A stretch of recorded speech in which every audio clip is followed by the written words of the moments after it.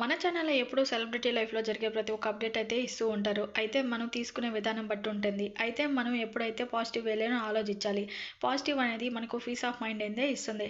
అయితే ఈరోజు మన ఛానల్‌లో అయితే చెప్పుకోబోతున్నది ఎవరంటే మన సాయి పల్లవి గారు.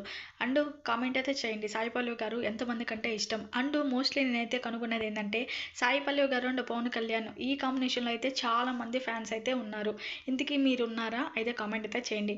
ఇంతకీ సాయి పల్లవి గారు చిన్నప్పటి నుంచి అయితే ఎప్పుడూ న్యాచురల్‌గానైతే పెరిగారు. అయితే తన ఏ సినిమా చూసినా కూడా ఒక్క దాంట్లో కూడా న్యాచురల్‌గానే అయితే ఉంటారు. మేకప్ అయితే అంతగా ఏసుకోరు. అందుకే ఈమెకి న్యాచురల్ బ్యూటీ అని చెప్పనైతే ఉన్నది. అంతేకాకుండా టాప్ మోస్ట్ హీరోయిన్‌లో ఈమె అయితే 'ఫిదా' తర్వాత అయితే చాలా బాగా అయితే అయిపోయారు.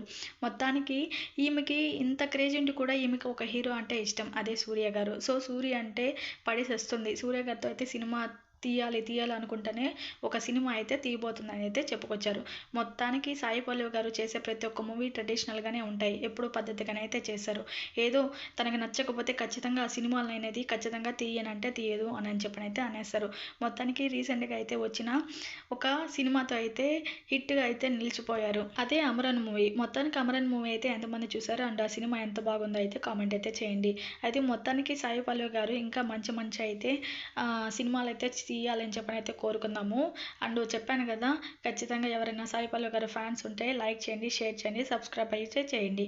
ఇంకా సెలబ్రిటీ లైఫ్‌లో జరిగే ప్రతి ఒక్కటి అప్డేట్ అయితే ఇస్తూ ఉంటాను.